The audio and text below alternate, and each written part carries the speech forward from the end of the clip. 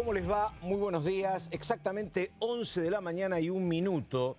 Estamos empezando orden del día en una jornada muy particular, la de este miércoles, porque tiene que ver con que ya estamos en periodo ordinarias, tiene que ver con que ya pasó todo lo que se está vinculado a la apertura de sesiones del pasado sábado a la noche en el recinto de la Cámara de Diputados, con todos los hechos políticos surgidos. Esta mañana ya una denuncia por lo acontecido por parte de Facundo Manes, presentación que la hizo muy temprano en tribunales. Y después hay un muy buen trabajo que ayer leía de nuestra compañera Daniela Romero, donde Daniela hablaba del estrecho vínculo que vamos a tener que ver entre lo que es la intención del gobierno de que el Congreso apruebe el acuerdo con el fondo que todavía no conocemos, con el reclamo a la par de no solo la oposición, sino también de aquellos aliados o cercanos al gobierno, bloques, repito, que dialogan mucho con el gobierno, de decirle a cambio: vamos a mirar todo lo que tiene que ver con el acuerdo con el fondo, pero por favor vamos a ocuparnos también de ver si podemos aprobar o no el presupuesto. Repito, el vínculo entre el presupuesto que reclaman opositores y también negociadores del gobierno y lo que es la necesidad del Ejecutivo de aprobar lo que va a llegar en algún momento, que es el acuerdo con el fondo. Un mes de marzo muy importante por todos los temas que están pendientes, el Libra Gate, por ejemplo, lo que puede pasar acá en Diputados el 11 de marzo y lo que va a pasar en el Senado a partir de lo que es la designación de los jueces por parte del Ejecutivo en la Corte. Recordamos que está resuelto lo de García Mansilla y tiene que determinar la Corte Suprema si hay o no licencia para Ariel Lijo, así que como se observa, un panorama muy intenso. Señora Dida, ¿cómo le va? ¿Qué dice? Buenos días. ¿Cómo estás, Pato? Muy bien, ¿Todo muy bien? bien.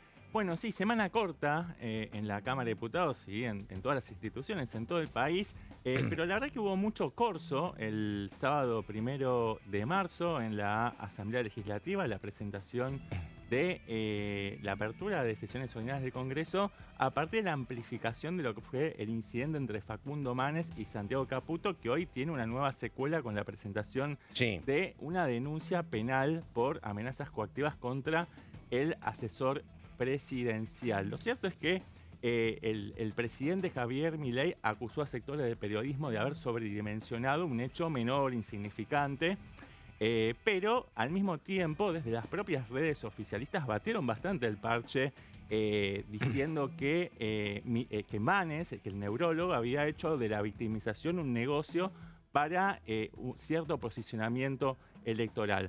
Ahora bien, el discurso de Javier Milei dejó mucha tela para cortar, dejó muchas definiciones. Quizás el punto más neurálgico de su discurso tiene que ver con este pedido al Congreso para que acompañe al gobierno en la autorización para alcanzar un nuevo acuerdo de crédito con el Fondo Monetario Internacional. Y vos lo decías bien, Pato, apoyándote en un informe de Daniela Romero respecto a que sectores de la oposición de ologuistas van a buscar supeditar la autorización, la aprobación de este proyecto para autorizar al gobierno a que inicie tratativas con el fondo, a que se trate de una vez por todas la ley de presupuesto que fue cajoneada el 19 de noviembre del año pasado por decisión de la Casa Rosada, que fue cajoneada justamente por decisión de la Casa Rosada, teniendo en cuenta que no existían una red de consenso suficiente para poder aprobar sin cambios la llamada ley de leyes. Al mismo tiempo, la oposición no quiere discutir a ciegas el contenido de ese acuerdo con el Fondo Monetario Internacional. O sea, lo que quiere el gobierno es que se apruebe la mera autorización del Congreso para que el Poder Ejecutivo encabece negociaciones con el board del Fondo Monetario, pero claro, hay sectores de la oposición que no quieren firmar a ciegas o a libro cerrado, quieren saber qué es exactamente de lo que se está discutiendo. Yo, a ver, enseguida estamos con las placas sobre la baja de edad de imputabilidad con el señor Adida. Pero a ver, esto fue uno de los temas del fin de semana. Esta es una opinión absolutamente personal, que por supuesto que puede modificarse.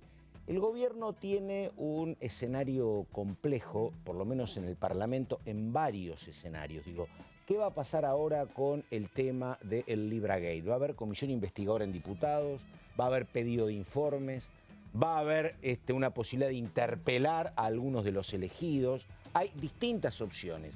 Lo mismo te pasa en el tema del tratamiento del presupuesto, lo que pasa con la Corte. Yo lo que creo, opinión personal, por supuesto que puede haber hechos que después inclinan la balanza de un lado o del otro. Pero, digo en paralelo que uno hoy a día no ve ninguna posibilidad de un acuerdo entre quienes. Entre Cristina, Cristina, Macri, Carrió, la UCR, no hay ninguna posibilidad de unidad, me parece a mí, hoy por hoy. Entonces, digo, mientras esa posibilidad de unidad no esté, yo creo que el gobierno puede tener en el Parlamento zozobras, pero me parece que lo va a poder ir manejando como hasta acá, porque repito, para el gobierno la unificación de todo el arco opositor, que vaya desde algunos macristas, radicales, lilitos y el peronismo, más Encuentro Federal, es muy complicado para el gobierno. Yo lo que creo que hasta acá, eso no se da. Que creo que a veces el grupo importantísimo de diputados del peronismo y de senadores, que son 34 senadores y 98 diputados, por supuesto que tienen un peso muy importante, pero no terminan de cerrar una mayoría con el resto, porque el resto dice no. Con el kirchnerismo por ahora no, y me parece que eso es un alivio. Reitero, el gobierno va a tener, porque tiene muchos frentes, momentos complicados. Pero me parece que la imposibilidad de unidad del arco opositor va a terminar jugando a favor, pero me puedo equivocar como tantísimas veces. Mira, el oficialismo juega con una ventaja y lo fijó desde el principio de la gestión de Martín Menem, en particular en la Cámara de Diputados, que es que nunca metió al peronismo dentro de la ecuación. Quiero decir, para lograr una mayoría simple no necesita del apoyo del bloque presidido por Germán Martínez. Tiene 150 donde puede trabajar. Le alcanza con abrochar la adhesión de los bloques dialoguistas para lograr una mayoría superior a los 129 votos. Y de hecho lo logró sortear y franquear y sortear bastante bien durante el año 2024, cuando logró, por ejemplo, sacar la ley bases y sobre el final del año también, en este principio del año, en sesiones extraordinarias, la suspensión de las PASO, con lo cual el gobierno, digamos, no requiere necesariamente de una unidad total. Y eso me parece que lo tienen bastante claro en el gobierno y sus interlocutores aquí en la Cámara de Diputados. Lo que pasa es que vos tenés todos los días, o casi todos los días, nuevas asperezas, que me parece que ese marco de aliados que tenía el gobierno puede crujir. Digo, están mal las situaciones y los vínculos con Mauricio Macri. Hay que ver qué pasa cuando haya elecciones en mayo. Digo, va a haber ahora una aspereza que no había con el bloque de Democracia para Siempre. Hay más choque con el periodismo. Por eso digo, es un bloque que, repito, enfrente no tiene unificado al peronismo con el macrismo. Es un acto a favor, pero me parece que adentro también de lo que es el arco oficialista hay cuestiones que crujen, dale. No, déjame hacer ahí una distinción. Claramente las tensiones son indisimulables con el PRO, pero me parece que pertenece más al orden de la superestructura. Aquí en la Cámara de Diputados, tanto el PRO como el UCR han cacareado, han pedido garantías institucionales y republicanas y después han votado sin chistar, con los ojos cerrados, todas y cada una de las iniciativas, con salvadas excepciones. Así que una cosa es el PRO y el UCR, que funcionan en este primer anillo de alianzas, y otra cosa puede ser con un bloque más complejo, más variopinto, más heterogéneo, como Encuentro Federal, que atención con este bloque, porque podría pedir en la sesión pedida para el martes 11 de marzo, para tratar los distintos proyectos que buscan esclarecer la cuestión del caso Libra. Ahí podría haber un pedido de emplazamiento de las comisiones justamente de la Comisión de Presupuestos Sí, para sí. que se dictamine Sí. la ley de presupuesto. Esa es la bala de plata que se reserva a la Sí. oposición, y ahí sí va a jugar fuertemente Unión por la Patria en complicidad con el resto de los bloques es cierto. dialoguistas para intentar que entre esa bala, ¿no? Que entre Sí, esa sí. bala y que le Yo provoque creo un que daño sí. al gobierno. Coincido con vos en que va a haber momentos muy complicados, pero como también digo, el otro título macro, como uno no ve que haya unidad arriba Sí. del peronismo con el macrismo, digo, me parece que tiene oxígeno el gobierno, pero Sí. va a tener momentos complicados, coincido con vos. A ver, ¿está Laura Rodríguez Machado por ahí? ¿La tenemos lista a Laura Rodríguez Machado, diputada por Córdoba del PRO? Bueno, si no está lista Laura Rodríguez, ¿está? Bueno, ¿está? Bueno, a ver, dale, vamos a pedirla, dale. La primera cuestión es abrir las sesiones ordinarias, implican volver a tener la posibilidad de tratar los temas que son muy, muy importantes y candentes y que no estuvieron en el temario de extraordinarias. Uno de ellos es el régimen penal juvenil, que iniciamos su tratamiento en el mes de julio del año pasado y va a continuar, obviamente que en la idea de poder emitir despacho y sacar la media sanción desde diputados. Bueno, justamente el Ejecutivo va a mandar un proyecto para hacer la baja de edad de imputabilidad a los 13 años. ¿Qué opina al respecto con ese proyecto? El Ejecutivo lo mandó en el mes de julio del año pasado. El proyecto tuvo alrededor de 7 reuniones de comisión donde se escucharon una totalidad de 26 expertos, no solamente en temas jurídicos, sino también médicos que informaron sobre en términos de neurología, si el cerebro de un joven a esa edad, entre 12, 13, 14, tenía posibilidad de tener discernimiento e entendimiento para comprender cabadamente si estaba realizando o cometiendo un hecho ilícito. Eso también se tomó en cuenta, así que ahora estaríamos ya en la etapa, a mi criterio, de ver si podría llegar a alumbrar un texto consensuado. Bueno, ahí estamos, un tema muy difícil donde la verdad habrá que, bueno, no importa para nada situaciones personales, pero digo, yo entiendo, Adida, entiendo que hay delincuentes de 14 y de 15 años, ¿no? Sí. Pero que la política global vaya por la baja de la edad de la imputabilidad, a mí no me sigue cerrando, pero es un tema personal. Y ¿sabes por qué no me sigue cerrando? Digo, vos hiciste el secundario en algún lugar. Sí. ¿Vos tuviste algún compañero tuyo de 14 años al que hubo que meter preso por un delito? En mi caso no, debe haber, todos tenemos algún conocido que tiene un conocido que, bueno, ha cometido algún ilícito, No, pero bueno. Un chico de 14 años, no jorobemos, en un país que funciona normalmente, estudiando o jugando al fútbol o bailando, no está delinquiendo, digo.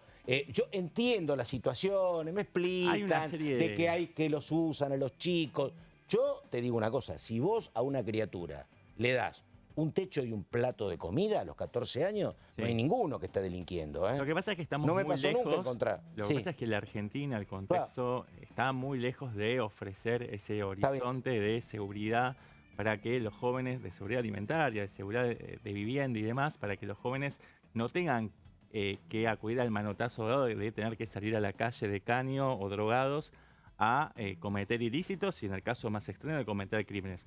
Cuando uno le pregunta a la familia de una víctima, pero claro, por supuesto, frente a la injusticia de un homicidio, de haber perdido un familiar y a manos de un adolescente de 14 años, va a apoyar claramente este tipo de iniciativas de mano dura que reúnen un gran consenso además, en buena parte de la sociedad. Sí, y además yo estaba mirando, acá hay respaldo para esto de la baja de imputabilidad de sectores de Unión por la Patria, de sectores de la oposición. Sí, a mí no me sigue cerrando, pero bueno, pero nada. Creo que la verdad, el caso de condenar a un menor de 14, que a lo mejor cometió un delito aberrante, es porque previamente se hicieron mal demasiadas cosas, me parece.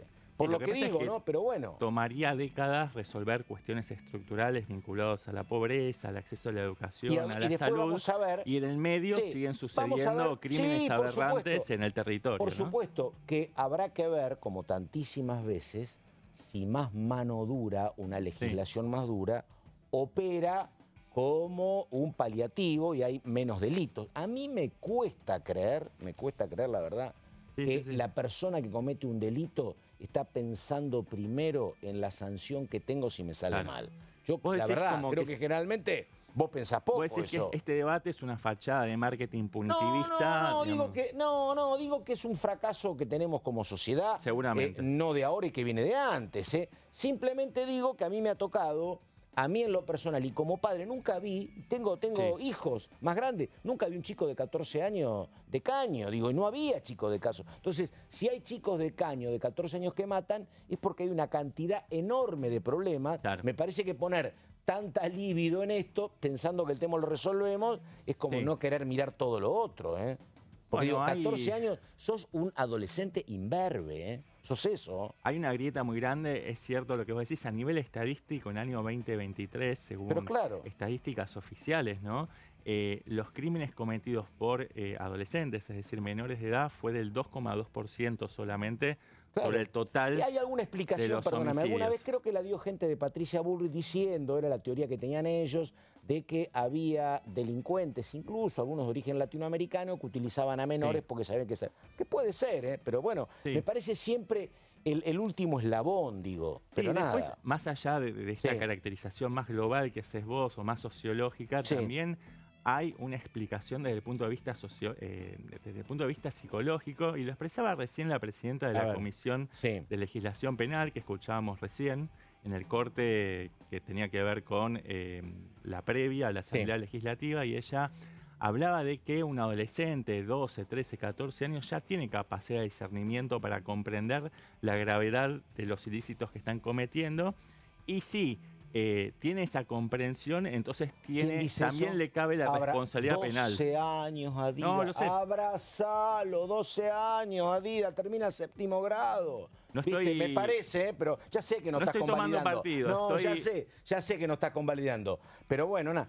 Bueno, Adida, a ver, nada. Viste que te dije que es un tema muy complicado, no tanto, digo la verdad. A los 14 años tenés que estar en la escuela. Pero bueno. Nada. Bueno, el Poder Ejecutivo en realidad no le había dado máxima prioridad en un principio, se terminó discutiendo, terminó estando solapado o eclipsado por una agenda que pasó por encima, como por ejemplo la suspensión de las PASO, ficha limpia.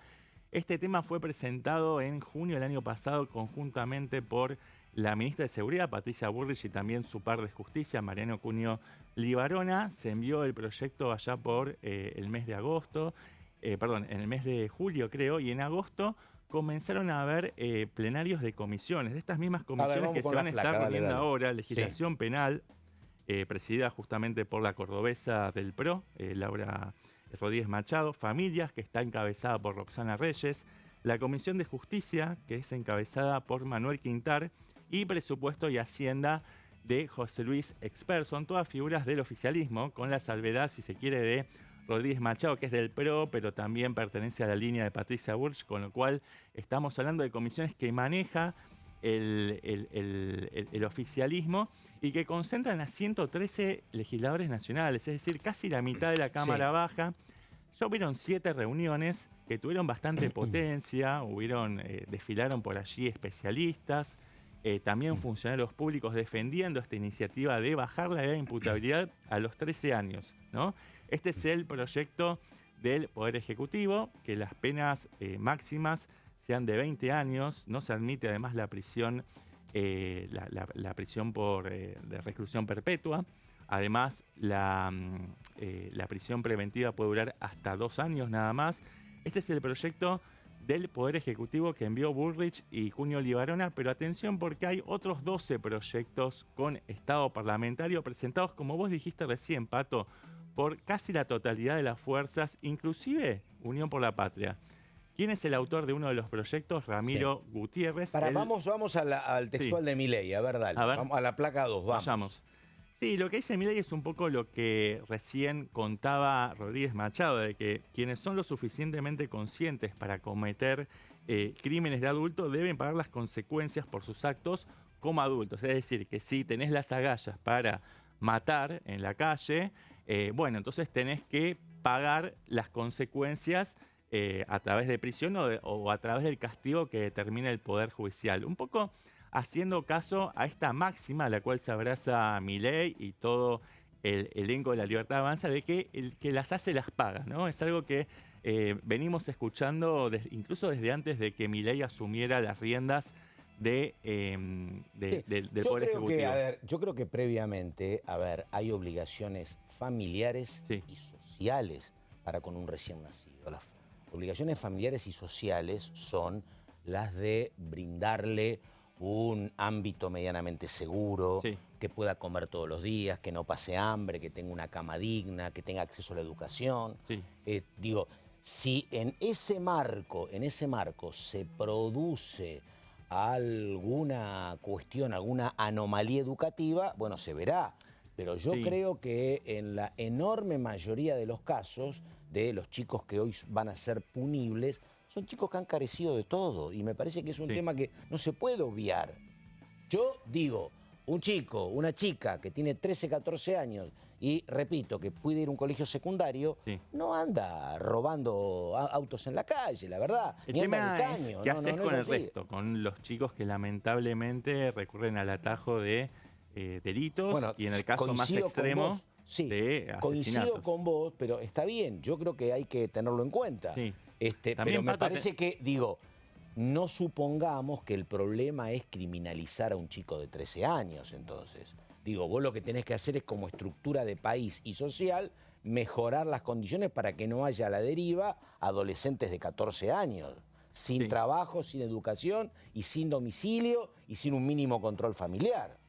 Porque una cosa lo vas a tener que mejorar a eso también. Una cosa me parece que no excluye a la otra. Por un lado, abordar un régimen penal juvenil más moderno que se adapte a las necesidades actuales, porque también la legislación tiene que actuar sobre el presente, no sobre una sociedad ideal, ¿no? Y al mismo tiempo generar un marco de políticas de Estado estructurales, integrales, que resuelvan los problemas sociales y económicos desde un esquema más macro, ¿no? Pero bueno, volvamos un poco a... A ver, dale, ¿qué tenemos? Después viene la... Te decía recién, Pato, que los proyectos, ahí está, dale. No solamente el de Poder Ejecutivo, lo vemos en pantalla Ricardo López Murphy, que también propone un proyecto que baja la edad de imputabilidad de los 13 años. También la tenemos en pantalla no llego a leer, pero me parece que... Marcela Campagnoli. Marcela Campagnoli, de la Coalición Cívica, que propone reducir la edad de punibilidad a los 14 años, Ramiro Gutiérrez también a los 14 años, Roxana Reyes, eso creo que lo tenemos acá, exactamente, Roxana Reyes de la UCR a los 14 años, Manuel Aguirre a los 14 años y Diego Santilli a los 15 años sería el proyecto más leve y un poco también entronca con lo que había sido la iniciativa de Germán Garabano en los últimos años del gobierno de Cambiemos, cuando fracasó aquel gobierno en bajar la edad de imputabilidad a los 15 años. Bueno, perfecto, Adida, la verdad, buena presentación del tema, así que nada, pero ya estamos sobre el momento del corte, esto es Orden del Día, 11 de la mañana con 25 minutos, recordamos, esta es una semana corta, pero hay mucha actividad a partir de la semana que viene con este proyecto que está explicando Sebastián y con la convocatoria a sesión especial del próximo día 11, convocatoria a sesión especial para tratar básicamente cuestiones muy sensibles como el LibraGate. Habrá que ver lo que termina resultando de esa sesión, ya que hay varias opciones que tienen que ver con pedido de informes, tiene que ver con una comisión investigadora y también con la posibilidad de conformar alguna alternativa de interpelación. Pero ahora estamos con baja edad de imputabilidad, sigue el señor Adida en un ratito, 11 de la mañana, 25 minutos y ya venimos.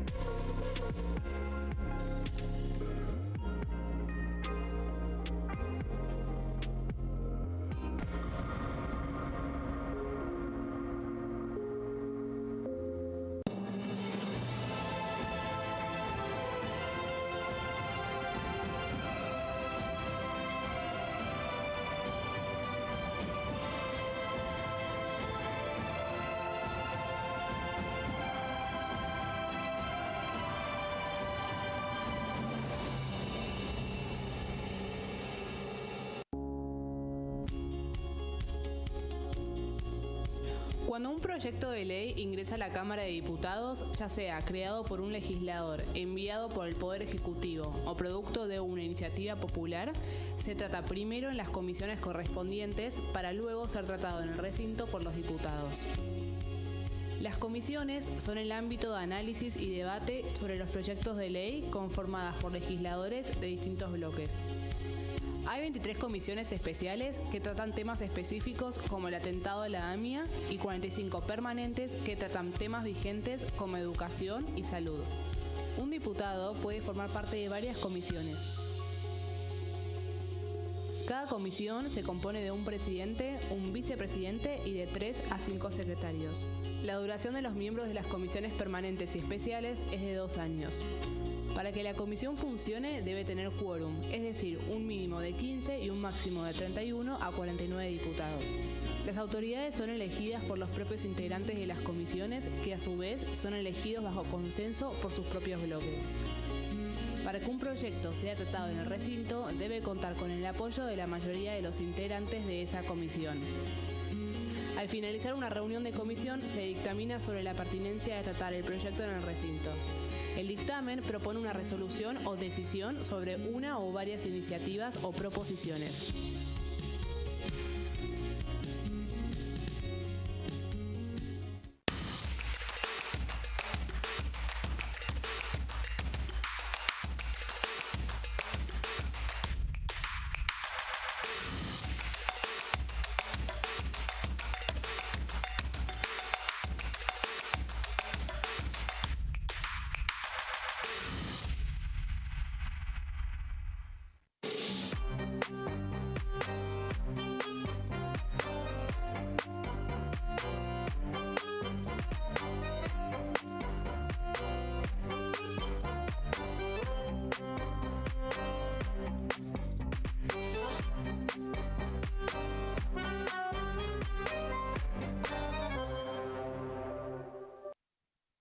Dengue, Zika y chikungunya. Presta atención a estos síntomas.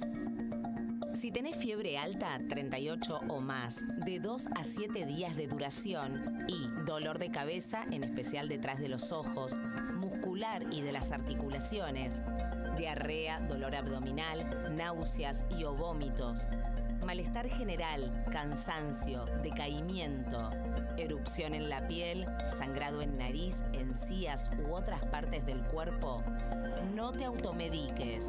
Toma mucho líquido, usa repelente y acércate a un centro de salud.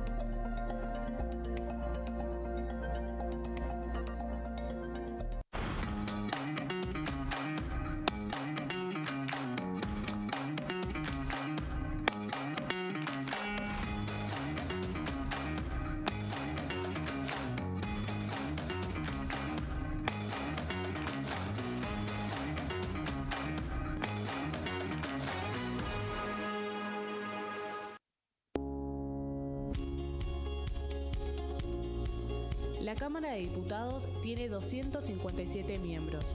Los diputados debaten y sancionan leyes que rigen en todo el territorio nacional. Algunas de las más importantes son el presupuesto de gastos generales del Estado, el Código Civil, el Código Penal, la forma en que se rige el trabajo, las jubilaciones, entre tantas otras. Además, controla y hace un seguimiento de las políticas del Poder Ejecutivo a través de la visita de diferentes funcionarios o el pedido de informes, así como la posibilidad de realizar juicios políticos a los funcionarios. La duración de los mandatos de los diputados es de 4 años y pueden ser reelegidos indefinidamente. Desde el momento en que asumen y hasta el final de su mandato, no pueden ser acusados, interrogados judicialmente, ni molestados por las opiniones o discursos que imitan desempeñando su mandato. Son requisitos para ser diputado tener al menos 25 años, 4 años de ciudadanía argentina y haber nacido en la provincia por la que se postula o haber residido en ella los 2 años precedentes. Se agrupan en bloques que expresan partidos políticos o afinidad ideológica. Existen también los monobloques integrados por un solo diputado.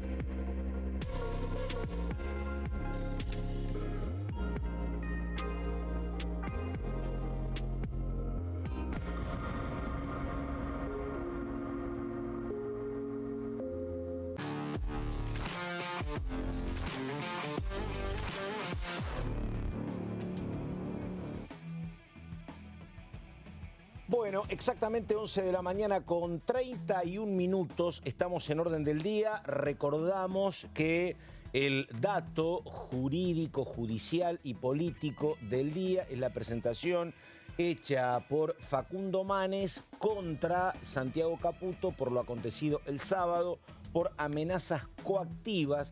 Una presentación que hizo muy temprano en Comodoro Pi esta mañana. Habrá que ver lo que termina pasando acá después. Pero estamos con el señor Adida y estamos con la baja de imputabilidad. Teníamos los proyectos, en el resumen de recién, estaba la edad planteada por Ricardo López Murphy, 13 años. Sí. Un López Murphy que apareció tomando un café en un emblemático lugar de la zona de Recoleta, este clásico lugar muy lindo, muy cerca del cementerio, con Horacio Rodríguez Larreta. Apunta a la foto, indican a lo que es el reacomodamiento de fuerzas en una elección en la capital en mayo que va a estar como peleadísima porque hay un montón de candidatos.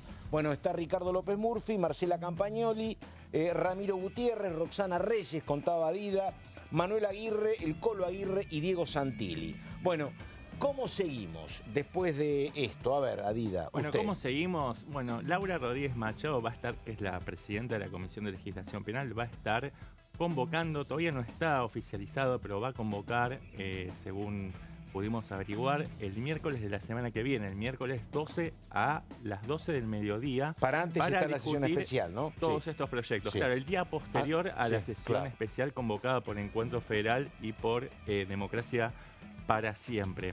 Entonces, bueno, tenemos el proyecto del Poder Ejecutivo y los proyectos de la oposición.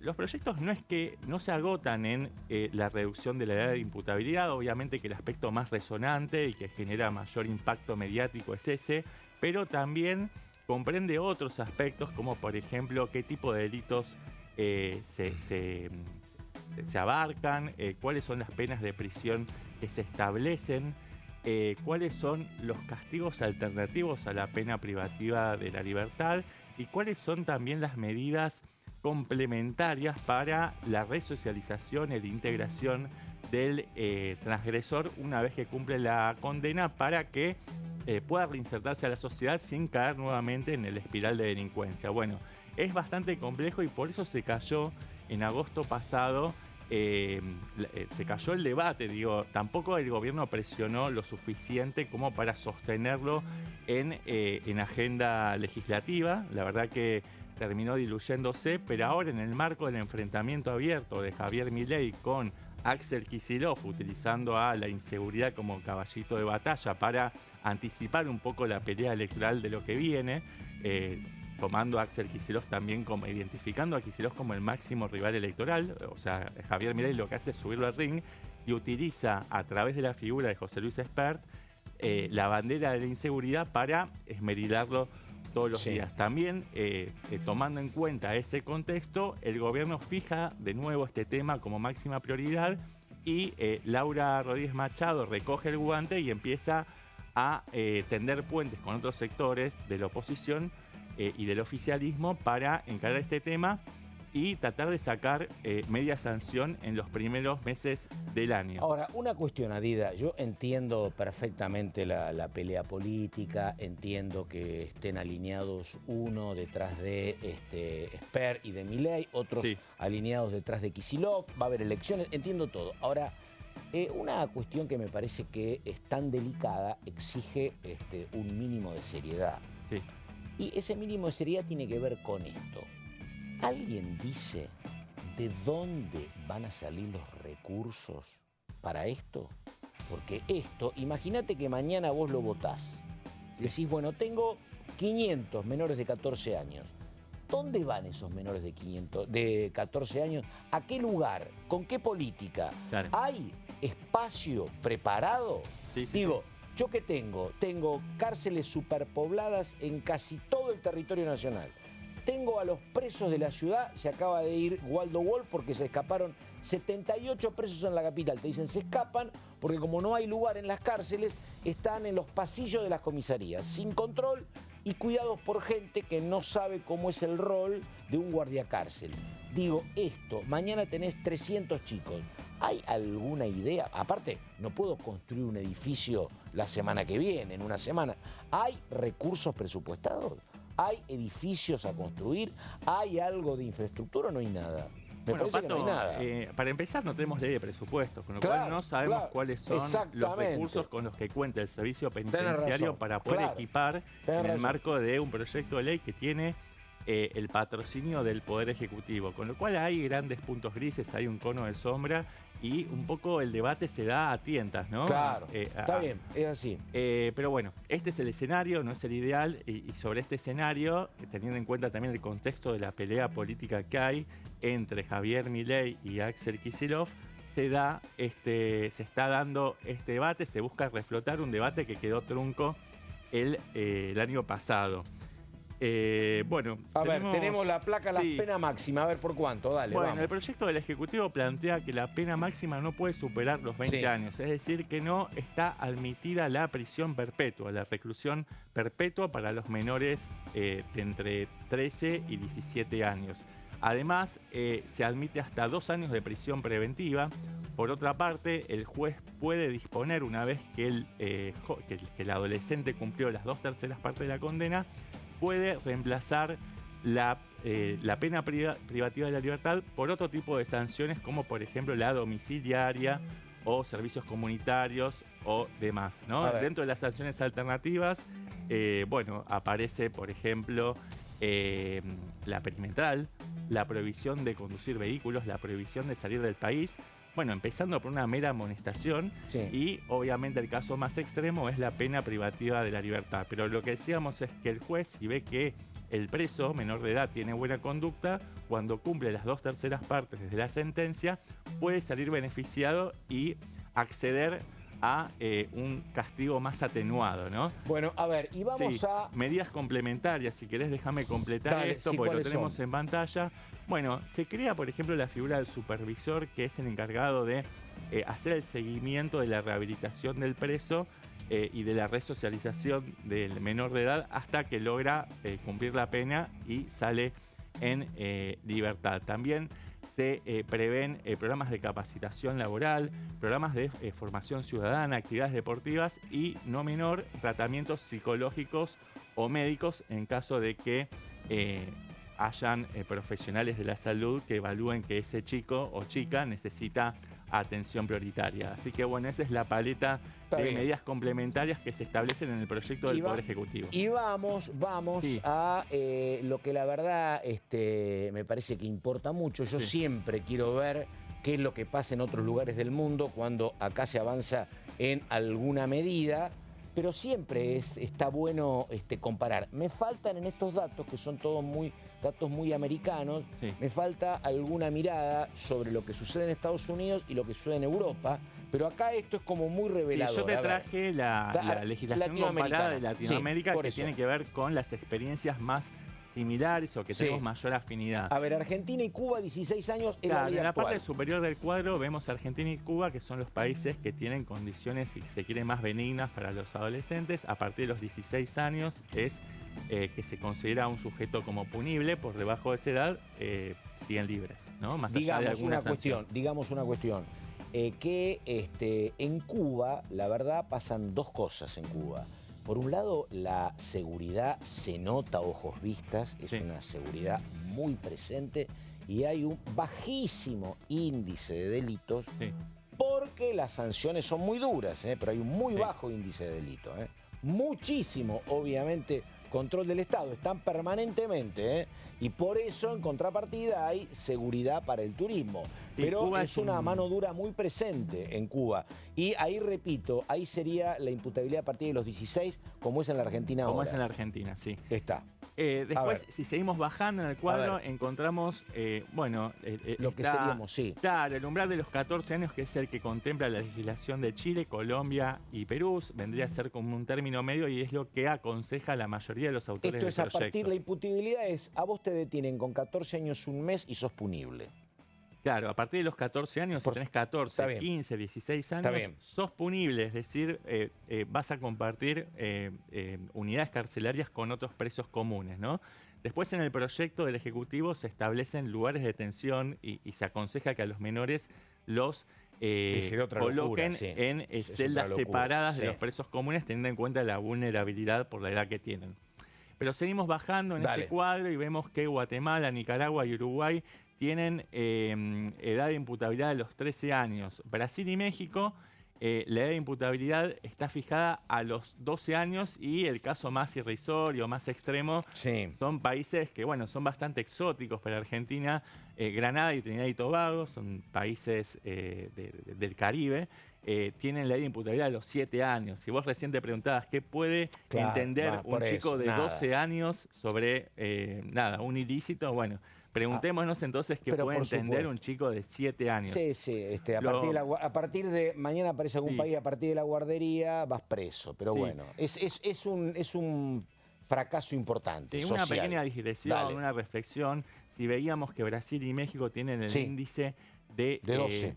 Claro, la edad de imputabilidad lo tienen fijada a los 12 años y son los países que tienen mayor tasa de homicidios. O sea que no necesariamente, no lo digo yo, lo dice UNICEF, los países que tienen el umbral de punibilidad más bajo son aquellos que ofrecen mayores índices de seguridad. Más bien, es muy interesante esto que decís, porque además hoy gobiernan Sheinbaum y Lula, que no son los socias de Bukele, por ejemplo. Son gobiernos populares y tienen una imputabilidad a partir de los 12 años, efectivamente, Son gobiernos populares, pero que han, o progresistas, si se quiere, pero que han heredado, bueno, una estructura que reúne cierto consenso en la sociedad que gobiernan. La verdad, si vos tuvieses una infraestructura, pero de verdad seria, pero acá que me estás planteando vos, porque esto va a decir la ley, no, que los chicos necesitan más atención psicológica.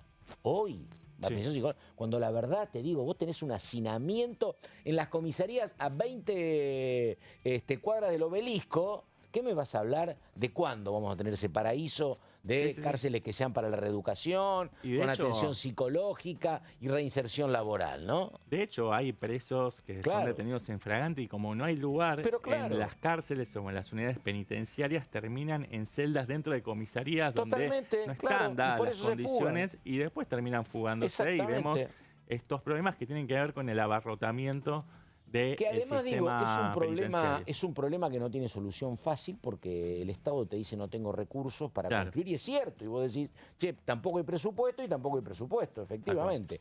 A ver, Adida, vos me decías hoy que estaba por ahí la palabra de Patricia Bullrich, que es la ministra del área. A ver, Patricia Bullrich hablando de este proyecto que está explicando con detalles el señor Sebastián Adida. A ver. Este es un régimen que va de los adolescentes de 13 a 18 años, que también tendrá en el Código Penal que se está pensando sanciones gravísimas cuando son manejados por un mayor. Sanciones al menor, pero también sanciones al mayor instigador. Pero con esta ley, el mayor instigador pierde el poder que podía tener de mandar un menor a cometer un delito, un homicidio y quedarse con la impunidad de ese delito. Hemos visto muchas familias sufrir. Han pasado cientos de proyectos en el Congreso de la Nación presentados por diputados, diputadas, senadores de distintos bloques y nunca se quiso tratar este proyecto. Ahora, la decisión del presidente Javier Milei y de los equipos conjuntos del Ministerio de Justicia y del Ministerio de Seguridad en los nombres que ponderó Cunio Libarona, venimos a cumplir con una sociedad que pide respuestas.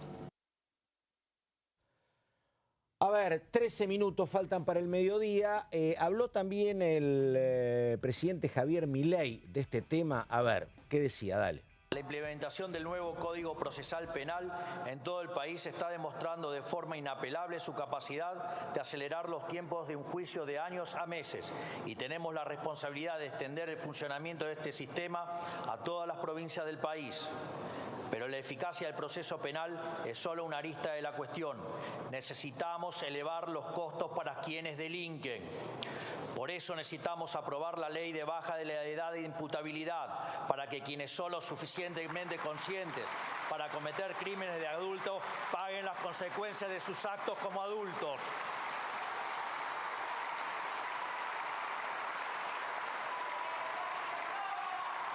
Pero lamentablemente llegará tarde, porque hoy uno de los asesinos de Kim tiene 14 años y goza de ser inimputable.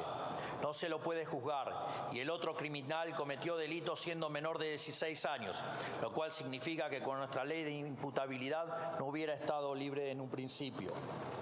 Necesitamos bajar la edad de imputabilidad, y no solo eso, necesitamos también agravar todas las penas del Código Penal. Sí, todas las penas del Código Penal. Bueno, a ver, quedan 12 minutos para el mediodía y te pregunto, Adida, ¿vos cómo ves esta cuestión de la idea del Ejecutivo de agravar todas las penas, y cómo ves particularmente la baja de la imputabilidad en diputados y en senadores? Porque me parece que en senadores, no sé, me parece que el trabajo va a tener que ser como muy arduo. Yo no lo veo demasiado al peronismo y proclive. Acá digamos que el único que yo veo bajando la edad, el límite de imputabilidad a 14, es a Ramiro Gutiérrez, que es un hombre que integra Unión por la Patria, es un hombre del Frente Renovador. No veo a el resto, pero a lo mejor hay un cambio, digo. Así claro, que la verdad pero que no pensá sé. que alcanzaría con los votos de la oposición dialoguista y también arañando algunos votos, como decís vos, del Frente Renovador para lograr esa media sanción. ¿Cuál es el punto espinoso? Y es que el debate no se agota, no se circunscribe a la baja de la edad de imputabilidad. Claro. Hay otras cuestiones que astillan la unidad, que tienen que ver con cuáles son las penas que que se establecen para los menores de edad, bueno, cuáles son las sanciones alternativas, cuáles son las medidas complementarias. El debate es bastante más heterogéneo.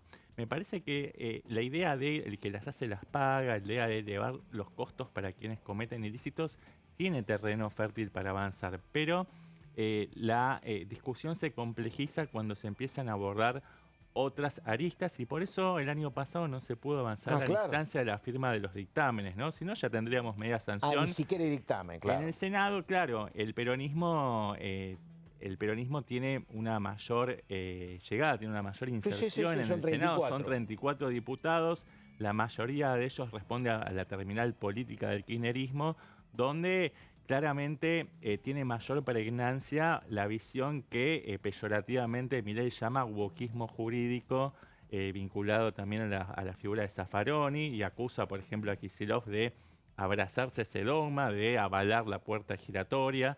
Es como que se busca un maniqueísmo, una polarización entre dos concepciones que están en las antípodas, ¿no? Sí. ¿Dónde está? Claro, bueno, esa es la posición del gobierno, endurecer todas las penas, así que bueno, habrá que ver qué pasa. Endurecer las penas como elemento disuasorio, ¿no? Como escarmiento para que los criminales tomen conciencia de cuáles son ¿cuáles son los castigos que le esperan en caso de que crucen esas barreras? Tendría que hablar con algún forense, con algún penalista, porque digo, los forenses estudian la cabeza del que delinque en muchísimos casos, los psicólogos y psiquiatras. Yo te digo... Podríamos preguntarle a Manes, ¿no? Aunque ahora está más ocupado en otras cuestiones. Exactamente. Pero digo, y no lo planteo por esta cuestión coyuntural, sino que lo planteo siempre, ¿no? Digo, yo no sé hasta cuándo la cabeza de quien va a cometer un delito está mirando la sanción posible.